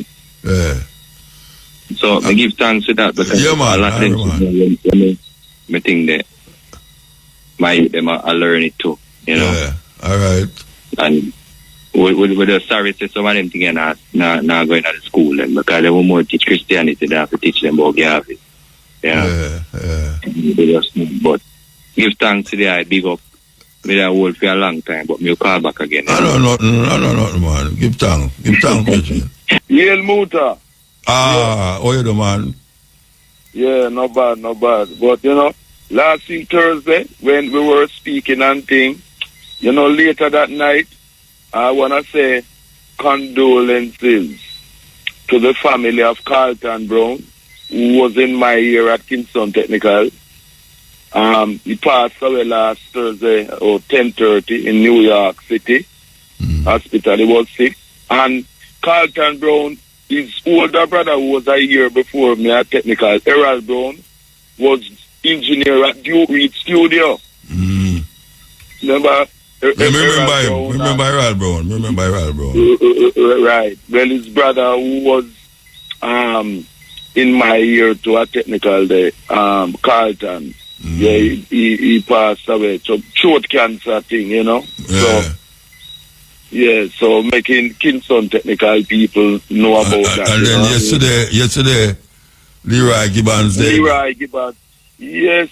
I tell you, Tuesday in Hanover, in a studio there, Western Jamaica, that say like his heart attack. And, you know, Gibbons was a good brethren of mine, because in 1987, when I brought in Arrows International from East Kingston to come play in England, it was the only time in history that an entire sound ship, amplifier, and record box, the whole sound ship, and come here and play. And Leroy Gibbons was one of the persons with Arrow Sound at the time, along with Shaka Shamba. Carlton used to go Kingston Tech too. Arrow's Virgin, he used to go Kingston Tech too. Yes, that is Philip. Yeah, Philip Linton. Philip Linton, Bill. Yeah, man, you know. Kingston, just like Black Star, Danny Black Star used to go Kingston Technical. Same here as you, and in fact you and Philip Linton and Donald Darling, Black Star from Uptown, Elizabeth. It's the same year at Same year, yes, same year, you know, and thing. But Leroy Gibbons, man, from Gregory Park, St. Catherine. I tell you, man. Yeah, man, brilliant performer. Oh, you mean, man? Over sound chip on stage, man, dynamic, man, you know. And you remember a few years ago, him did get shot out by Port Henderson? No, I never remember about that. Yeah, man, he was jogging and thing. Yes, some shooting thing. Yes, some attempted robbery business, you know. Yes, Leroy Gibbons. He grew up in the church at Gregory Park, you know. So he was singing in the church and thing. And, you know, Willie Williams, who sing Armageddon, the Studio One classic. Great Willie Williams. Willie was saying... I talk to him regular, you know, Willie Williams. I talk to him regular. Right, yeah, me know, man, him tell me. He might tell me that his cousin Leroy Brown, who is now in Jamaica, that him and Leroy Gibbons used to in a group in Canada known as The Rise. You know, them used to sing together, and he was so impressed by Leroy Gibbons singing that he tell him to go to Jamaica, man, and record, you know. Yeah. And that's why he ended up at Jammies and come out with his first album, which was his best album with tunes like This Magic Moment, Cupid, and all of them tunes, which came out in 1987. The same year that I brought in Arrows there. I Jammies produce, I don't want to Jammies produce. Yes, but Steely and Clevey were the musicians. Yeah. You know, Steely and Clevey, and you have Bobby Digital as the engineer and Jammies as executive producer. You know, who really could come up for my performance at night at June, June. June Bice, you know, Linval Thompson, man. Okay. Yeah, man, remember come to me and say, you can't make Linval Thompson. Camilla go play. And I was my time to play, and him come to me and say, me can't make, me say, what you mean? If you can't make Linval Thompson do a tune. Of course, more than one tune too. Yes. When you come out the place fall down, man, I tell you. Yeah, man, that is the Junior Bible thing at the Louis Bennett theater, yeah. Linval. Theater. Last time I see him was in France, me did that. Spain, the last time I see him, man. The man still have him voice, Rasta. Yes. Man still have him voice. You know, it is good when artists them still maintain them voicing, like Cornell Campbell. Yes, Cornell Campbell, voice same way. Voice same way, yes. And Errol Donkey still have him voice. Yes. You know? Yeah, you know, because some of the artists, them voice big grade for whatever reasons, but Cornell, yes, as you say, Cornell Campbell, you know, who started his career in the 1950s before Delroy Wilson, who started in the early 60s, then Dunkley and things. Yeah, man, and still hold them voice, and Ken Booth still have him voice too. Yeah, man. Still a tour too. Still a tour too.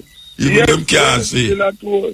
Beside the eyesight problem. Yeah, them can't see, you know, still a tour. Yeah, but the voice still a... Still there, Them can't spin round again, though. No, because you know it's a man will love that. Yeah, we love speed. Yeah, one will love. Yes, we came from Denham Town, and I'm telling you, this latest set of bombing from last Friday with Netanyahu regime and Iran, it's like it them by surprise. Them never realized that the Iranians would be able to penetrate them Iron Dome system. Yeah. Well, boy, it sounds like another Iraq thing I come up here now, though. Yes, because we know that the Israelis them up front with things, but is the USA and Britain and the rest who are support them? Trump. Enable them, Trump. Yes. Trump enable them. want to think, and evil people in Iran who don't like the Ayatollah and the government there and thing, know that them hate the Iranians and thing, so them not fall into the divide and rule tactics where them want the people them to rise up because them see where the US and thing only invade other countries to destroy them who pose a threat to them. Mash up the country. Mash up the country, like where you see happen in Libya, in Iraq, and a bitter loss to Russia was they should not have allowed Assad's government to fall because Assad was one of the very few Arab Muslim governments that was holding it and supporting the people in Palestine, you know, and Russia lose some important naval bases that they had in Syria when Assad was there, you know, and thing. So it's a serious thing, but I love how the Iranians them are hold it. And so long them can't hold it, man, Virgin, because Trump are going at it. Well, him already in it, as we know. Yeah, well, what's going on? I mean, like Iraq. Overtly, yes, that type of thing. But remember, you know, one of the things that people must remember, in the 1950s, when there was no Ayatollah, nothing, the British MI6 and the US CIA overthrew the legally elected government of Iran because the Prime Minister nationalized the oil industry and thing, you know. Yeah. So whether it's religion or not, them don't want no country, them NATO countries, to be independent and to be economically strong. Remember the Shah? Remember the Shah? Yes, who them support and them thing. support, how them arm Saddam to try and invade and destroy Iran. Yes. So and then look what them do. And them come destroy Iraq. Yes, and hang Saddam, who used to help, who was a pawn for them and them things. So you know, we want a multipolar world. We don't want no USA as a superpower in this world to dictate to people, Muta. And see the dollar get a blow because the BRICS alliance are put paid to the US dollar where them used to use to commit financial terrorism against countries when they agree with them and them thing there. No, some of them European countries they are moving from America now, though. Yes, of course. Yes, moving from America. Yeah, man. Definitely, man. The US empire must fall, man. And the quicker it falls, the better for humanity, man. A racist genocide. Hold on. I don't remember if any ad there, so I don't there, so. FM really rocking, you know. All right. Yeah, no, I don't there. Yeah, man. The US empire will take over from the British Empire, which was the biggest genocidal racist empire in history. So them days are numbered, man. You know what I mean? Yeah, because people all over the world I see them for what they are, man. You know, all over the world. Afghanistan, Vietnam, all over. And we love where President Traore in Burkina Faso doing, and the other brothers and sisters in Niger and in Niger and Mali. Because Senegal. You know, Senegal. Because Muta, you know. And Namibia. Namibia, yes, our sister president in Namibia and things. Because the USA, racist, them don't want Africa to be united and strong as we as Pan-Africanists know, you know. Them don't want none of that, you know. See? So we have to support, you know? Yeah, of course. As much as possible to bring, because them no want the Marcus Garvey aim for Africa of one president, one army, one navy, and one air force to come one into money, being, you know. One money. want money. Them don't want that Marcus Garvey dream and aim to come into reality. But we as Pan-Africanists can continue working, and you see the program where you do and I do and others and so we helping to spread that education. Because only we as African people can save ourselves. Because reparation, me and listen earlier in the program, we don't get no reparations, and reparations due to us. We're not forgetting that. While the racists, enslavers and then descendants get reparations and the benefits of reparations. Remember them promise the American them 40 acres and a mule. And none of that happened. Nothing. And Jim Crow was a form of slavery again after the Civil War. The new slavery. As was explained again in your program just a while ago, it was a reimposition. You imprisoning our people and using them as slaves in a new system of slavery. You know what I mean? You know? So, no way in which we can do them thing there, you know? And the Notting Hill Gate Carnival supposed to come again. Which is the biggest. When? In August, towards the end of August. But already, some guy named Comfort, which is the English guy, where them put in charge the councils, then the two councils, Westminster and Kensington, to run it. I talk about him want to get funding directly from the central government for it. Then he himself should not be in charge because our people, it's our carnival, used to be in charge, and then bring off a coup where them have him as an English guy and run our Notting Hill Gate Carnival, you know? Cultural imperialism and I make money off it. You know, me never go there. Me never go perform it or go there go watch. Never. And so many people over the years go there, man. Never perform up there yet. Never go see it yet. When it's August, August what time it run? It's bank holiday. It's towards the bank holiday, towards the end of August. Right, towards the end of August, early September, depending on how the calendar run in the year, you know. So it's the end of August to early December. And it's every carnival, me play a sound system on there, you know, we play upon sounds on there, you know what I mean? The Sundays and the Mondays. Yeah, man. Biggest street thing, man. Biggest street thing. Man, I see pictures right every year. Every year pictures right. Every year I see pictures right. Yes, man, for real. You know who used to attend it every year? Winston Blake, you know, from Meriton, yeah. Yes, him always used to come. Always used to come and that type of thing, man. You know. Yes, Muta. Yeah, man. So, yeah, man.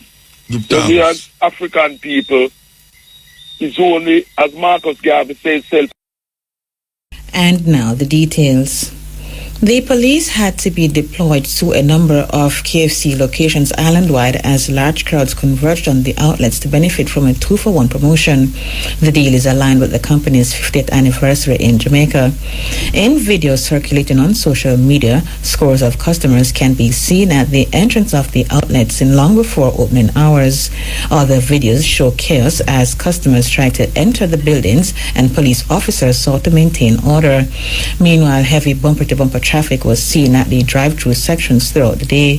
Speaking with RFM News this afternoon, head of the Kingston Eastern Police, Superintendent Michelle Williams, said her officers had to quell disturbances created by customers. However, she said order has been restored. Like any other KFC, we had the crowd. My team went there and we brought it under control, and so for the better part of the day it was smooth at Harborview and Rockford.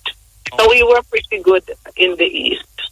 We had some issues in the early part, but the police took control of the situation. In the early part, they were not behaving accordingly, and that is when we took control and asked them to, you know, be decent and fall in line, and so persons did actually that. So we had no issue after we took control.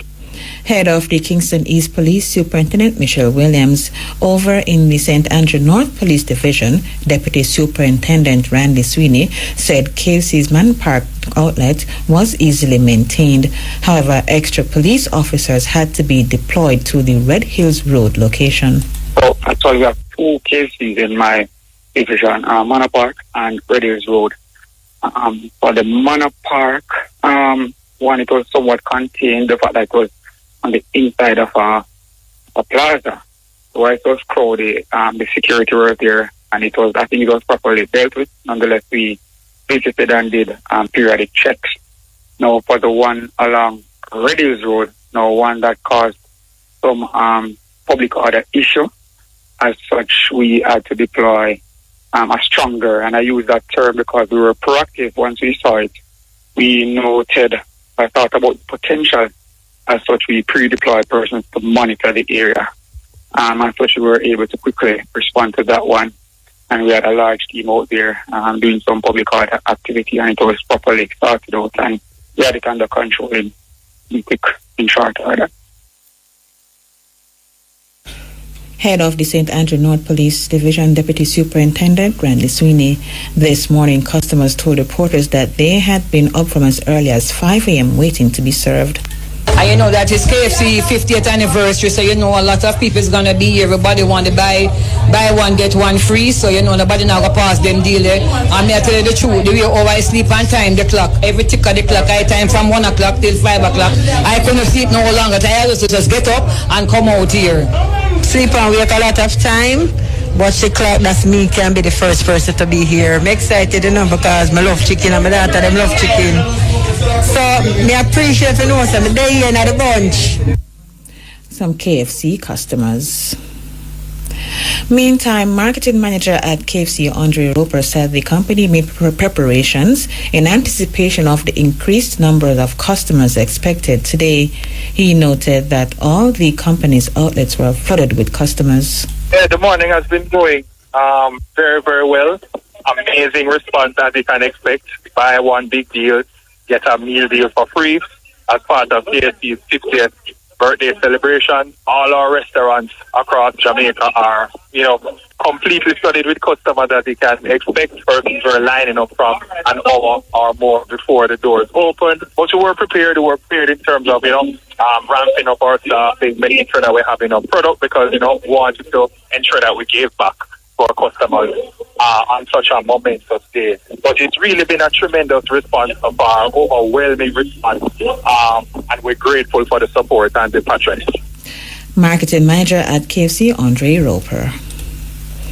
Parliament has approved an order to declare the Western Parishes Water Supply and Resilience Improvement Programme a national development project. The resolution, moved by Finance Minister Favour Williams yesterday, allows for the programme to be given special treatment as well as some procurement exemptions. This as the government argued that the expected scale or scope of the programme will exceed normal procurement requirements. The order also allows for a more timely execution of the programme over 4 phases across 5 northwestern parishes from Westmoreland to St. Anne. Ms. Williams explained that the program is intended to improve the provision of potable water and sewage system to residents. The program intends to build critical infrastructure and create interconnectivity between treatment facilities along the north and western corridors, which will remove the National Water Commission's constraints to distribute water across the network during outages, drought, change in climate or weather patterns, and peak demand periods. Inadequate infrastructure and unreliable water supply threatens the development of communities, people, and the long-term viability of the tourism sector and pose significant public health and environmental risks. The deficiencies in water supply along this major corridor of our nation undermine social economic stability and present an urgent threat to national development if left unaddressed. She further explained that the national project declaration will prevent undue costly delays. Conventional procurement timelines, particularly those involving open tendering and multi-stage evaluation, are ill-suited to the scale and urgency of the Western Parish's water supply and resilience program. Undue delays could take place and increased costs result from such a treatment given the scale of the program. It is on this basis, as Minister with responsibility for procurement policy, I stand here to recommend to this Honourable House that the government's decision to treat the Western Parish's water supply improvement program as a national development project. Finance Minister Favour Williams. Parliament has approved the extension of all 7 zones of special operations ZOZO. The communities are Mount Salem and Norwood in St. James, Denham Town, Augustown, Greenwich Town, and the Parade Gardens in Kingston, and Savannah Lamar in Westmoreland. National Security Minister Dr. Horace Chang sought the extension, noting that the ZOZO have reduced murders. He said the ZOZOs have been extended until December 22. We are looking at the 7 zones of operation, the consistent with the requirements of the under law reform zones of special operations, Special Security and Community Development Measures Act. We are seeking to support for the continuation of all 7 areas currently declared in zone of special operations in the communities of Mount Salem, Denham Town, Augustown, Greenwich Town, Norwood, Parade Gardens, and Savannah. Acting on the advice of the National Security Council and in accordance with the law reform zones of special operations, Special Security and Community Development Measures, and in accordance with the Section 5 of the Act, which guides that the Prime Minister and Council, after consultation with the Joint Command, may by order subject to affirmative resolution of the House of Representatives extend the period referred to in Section 4.3, the Mount Salem, Denham Town, Augustown, Greenwich Town, Norwood, Parade Gardens, and Savannah zones of special operations, Special Security and Community Development Measures, which expire on June 23, 2025, are to be extended for a further period of 180 days to December 22, 2025. The National Security Minister said along with the ZOZOs, government will be scaling up activities to cover additional communities. As we indicated very early in the administration, when others were debating that the policy of the government was to build out the police force to be able to deal with the criminal element in society. Or in the short term, we use extra strong legislative measures, including the zones, which has a strong component of social investment. But consistent with our policy, we will not only seek the extension, but we will be looking at scaling this activity up very soon as we continue into the new financial year to cover additional communities where we may do hold and build as the principal activity, since the police is now clearly on top of the criminal gangs that used to torture our society. National Security Minister Dr. Horace Chang. The government has allocated millions of dollars towards programs run by the Jamaica Social Investment Fund, JSIF, in the ZOZO communities. This includes $600 million in Denham Town, $600 million in Augustown, and $300 million in Norwood. Dr. Chang added that infrastructure upgrades are also planned in Parade Gardens and Savannah Lamar. Opposition spokesman on finance Julian Robinson yesterday tabled questions relating to the appointment of Dennis Chung as Chief Technical Director at the Financial Investigations Division. This in a bid to get more responses from the government on the matter, because the opposition has raised concern about possible conflict of interest. The opposition noted that Mr. Chung lacked investigation qualification for the post and that he would be in charge of the entity that is probing fiscal issues related to Prime Minister Andrew Holness. The government has already pointed out that Mr. Chung's selection was transparent and that he is qualified for the job. Mr. Robinson explained that among the issues he is seeking answers to is the change in the job description in 2024. There are a number of questions which are outstanding that have not been answered in relation to the process. The first and most important one is, why was the job description changed after the initial advertisement in 2024 and critical requirements were left out when the new advertisement was placed in 2025? I want to know who authorized that change. I'm also interested in finding out how many people were shortlisted when the job was advertised in 2025, and who constituted the panel that did the interviews for those persons who were shortlisted. He also wants to know about the reporting arrangements between the FID and the Finance Ministry. I'm also interested in finding out the reporting relationship of the FID to the Ministry of Finance and whether there have been changes in that. So, because these questions have remained outstanding, I felt it was important to use the parliamentary process to table these questions so that the government can answer them, because these are important and go beyond the personality in this particular appointment. Opposition spokesman on finance, Julian Robinson.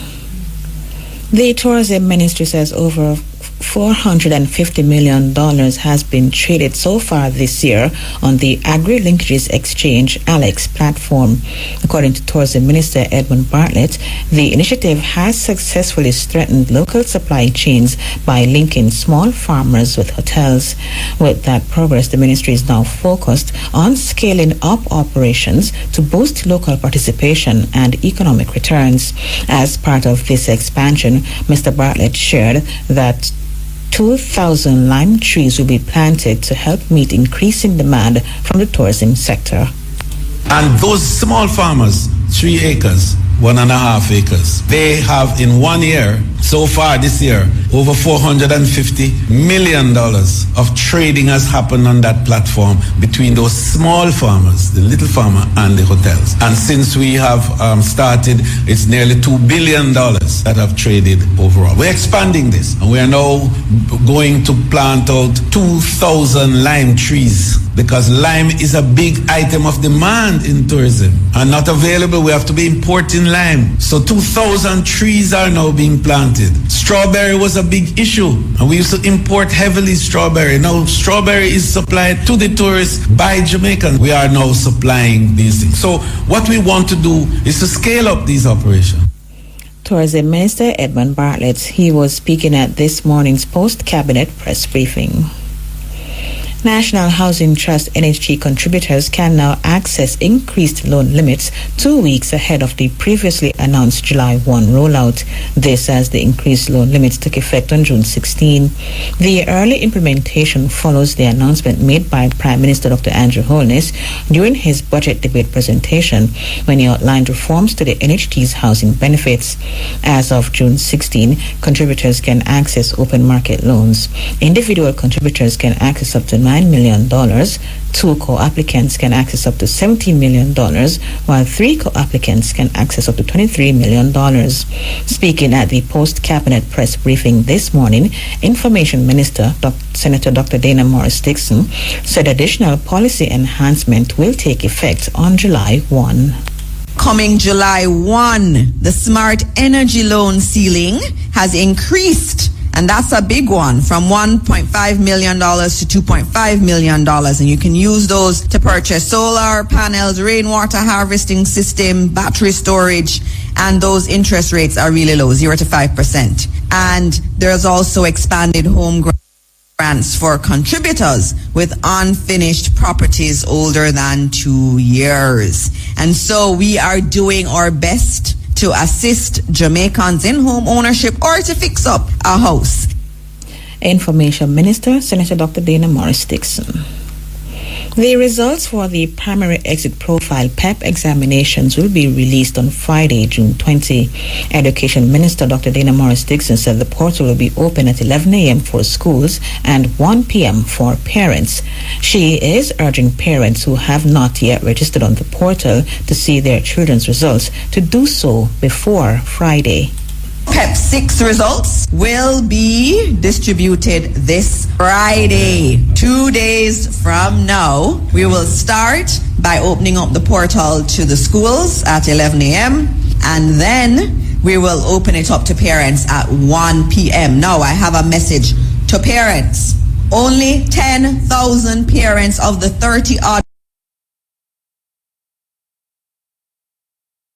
parents, where are you? In order for you to get your child's grade, you need to use the SMS, and SMS has been sent to you. Please use the SMS. It gives you the information on registering on the system, because every single year the system goes down. Why does it go down? Because parents are trying to register all at the same time and also trying to access at the same time. Let us do that today. Let's do that tomorrow. Minister of Education, Dr. Dana Morris Dixon. An assessment is being done to determine how to secure the accident and emergency department at the Black River Hospital in St. Elizabeth. This after a car crashed into that section of the hospital just before 1 o'clock this morning. Regional Director of the Southeast Regional Health Authority, Sarah Michael Bent, told RFM News that based on reports, the crashed car was transporting an ill person. The entry doors to the department, so those were damaged, so it have to be changed. It was damaged, whatever damaged, whatever, so you have to change those. But in terms of the concrete, it was not damaged, but the door itself, all the doors were damaged. 2 sets of doors. Mr. Bent further noted that operations are back to normal following cleanup by staff. They are back to normal currently, because they just have to clean up, but not sure once you have that, you'd have had some minimal, you'd have had some disruption, but if the staff was able to clean up quickly and thankful to them too, and to continue operations. So operations are back to normal down there. Regional Director Michael Bent. Meantime, Health Minister Dr. Christopher Tufton expressed relief that no one was hurt during the incident. This morning I got a report of a vehicle that seemed to have gotten out of control and went into the A&E department at Black River Hospital. The reports I have is that nobody got hurt, thank God, but damage was done to the building, the door, and parts of the internals of the building. There's an estimate that is to be done now to determine the extent of the damage with the intention of trying to restore it as quickly as possible. As I said, I'm happy that nobody got hurt. We would have to look now to see if there's any additional measures that need to be put in to avoid this happening again. Maybe some barriers to the front door or something. But the team is now assessing it and will make a decision. Health Minister Dr. Christopher Tufton. Prime Minister Dr. Andrew Holness has encouraged young people participating in the Youth Summer Employment Program to have a positive outlook on their future. He lamented that too many of the nation's youth are pessimistic about their life due to challenges they face. Unfortunately, sometimes from our young people, we see negative positions being taken against society. In other words, antisocial positions. Somebody will fight against me, somebody will deprive me. Instead of starting from a position that, okay, these are my challenges, these are my obstacles, but I will overcome. So, as I have this lovely gathering of young people, I appeal to you to take a positive view on life. Don't follow those persons who all they do is spew negative, try to ride and stir up discontent, and then make promises to you that makes no sense and cannot be fulfilled. Right? Be positive about your future. Take a positive view. Take a pro-social view on life, not an anti-social view on life. And then I want you to take a pro-growth view on life. Because a lot of times, we are told, don't even bother try. You're not going to come out to nothing. And you have heard that said, transmitted from parent to child. A dampening down of the ambitions. And you hear it said, you think you're better than we. That's a part of how this kind of antisocial, anti-growth ethic is transmitted to our young people.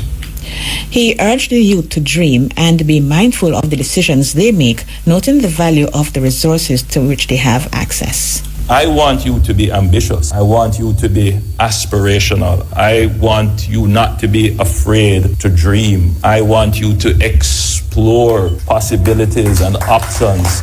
I want you to disrupt the status quo and deliver new things and new value in the society. I want you to be innovative, and that's what it means to be pro-growth. And I also want you to be economistic. What does that mean, to be economistic? I want you to understand that every decision you make in life can lead to either a gain or a loss. That's number one. And number two, there is nothing in life that is free. It may not cost you, but it costs someone else. And so you have to live your life always being careful as to how you allocate the resources that are given to you. Prime Minister Dr. Andrew Holness. People's National Party PNP candidate for Southwest St. Anne, Danishka Williams, is again raising concern about what she described as political intimidation in the constituency. This follows the reported removal of campaign material. 7 boats were reportedly taken down in Clarksville, Cave Valley, and Calderwood. This is now the 3rd time I've had to publicly raise concerns about the destruction of my campaign materials. It sends a troubling signal to constituents, to supporters, and to voters, not just in this constituency, but voters right across the country. This pattern of behavior reflects a growing level of political intimidation that must be confronted and condemned by all well-thinking Jamaicans. These are not isolated incidents. There have been other forms of intimidation across the constituency that I know have formally reported to the police. Like every other candidate, I must be allowed to campaign in peace. There is no democracy without fair and free campaigning, and I believe the people of Southwest St. Anne deserve better. Mrs. Williams expressed concern about the ability of the political ombudsman to treat with these political breaches. She said a letter was sent to the ombudsman last month, but to date the office has not responded. The candidate is calling on the relevant authorities to take action. I am again calling on the relevant authorities to take urgent action and address this matter of intimidation, especially in constituencies where women are offering themselves for public service. We must send a strong message that this type of politics will not be condoned, not in Southwest St. Anne and not anywhere else in Jamaica. And let me be clear, this is not a sign of weakness. This is a call to action to preserve the integrity of our democracy and ensure that all candidates, regardless of political affiliation or gender, can campaign free from fear. PNP candidate for Southwest St. Anne, Danishka Williams.